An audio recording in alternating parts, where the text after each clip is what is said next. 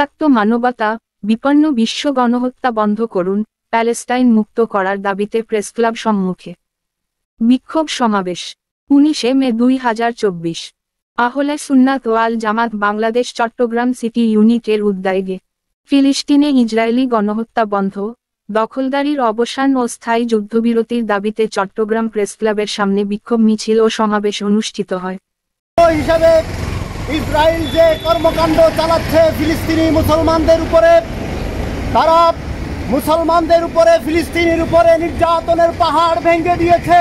জামাতের পক্ষ থেকে যে আন্দোলন, যে প্রতিবাদ উঠেছে, সেই প্রতিবাদ যেন আগামীতে এবং আগামী জাতিসংঘতে এই প্রতিবাদের কথাটা যেন ছড়িয়ে পড়ে।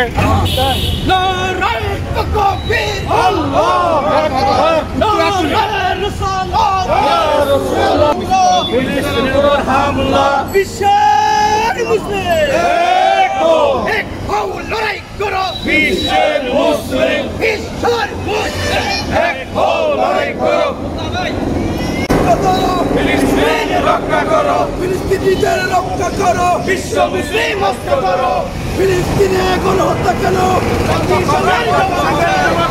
এই অলসতা তারা দেখলেও না দেখার বান্দরে আমাদের একজন বলতেছে এরা ওই 1000 মাইল দূরে জমিনে বসে আকাশের চাঁদ দেখে পার্শ্ববর্তী দেশে মুসলমান হত্যা করে, সেটা তারা দেখে না। সুতরাং এটা সারা পৃথিবীর যারা মানবতাবাদী, যাদের কাছে মানবতা আছে, কেউ এটা সমর্থন করতে পারে না। এটা আজকের নতুন বিষয় নয়। দীর্ঘ 70 বছর পর্যন্ত মুসলমানদের প্রথম কেবলা বাইতুল মুকাদ্দাসকে তারা জবরদখল করে রেখেছে, অপবিত্র করতেছে, মুসলমানদেরকে স্বাধীনভাবে সেখানে ইবাদত করতে দিচ্ছে না। অতএব আমাদের ইমানি দায়িত্ব, ইমানি কর্তব্য, ইমানি চেতনা থেকে আমাদের প্রতিবাদ করতে হয়। প্রত্যেক ইমানদার মুসলমানের প্রতিবাদ করা উচিত। আজকে যখন পৃথিবীর দেশে দেশে মুসলমানরা নতুন করে জেগে উঠছে, তখন ওরা বুঝতে পারছে ইসরায়েল রাষ্ট্র টিকবে না। সে কারণে মার্কিনীদের ডাইরেক্ট সমর্থনে ইসরায়েলকে টিকিয়ে রাখার জন্য নারী এবং শিশুদেরকে ওরা টার্গেট করে হত্যা করছে। গতকাল 19 মে রবিবার চট্টগ্রাম প্রেসক্লাবের সামনে এই কর্মসূচি পালনের ঘোষণা দিয়েছিল আহলে সুন্নাত ওয়াল জামাত বাংলাদেশ চট্টগ্রাম সিটি ইউনিট।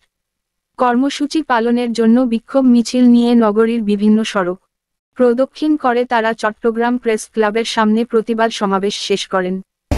সকলের প্রতি কৃতজ্ঞতা জ্ঞাপন করছি, শুকরিয়া জ্ঞাপন করছি। আমাদের পরবর্তী যে সমস্ত কর্মসূচিগুলো আসবে ফিলিস্তিনের ব্যাপারে আহলে সুন্নাত ওয়াল জামাতের ব্যানারে সমস্ত কর্মসূচিগুলোতে সক্রিয় অংশগ্রহণ করার আহ্বান জানাচ্ছি।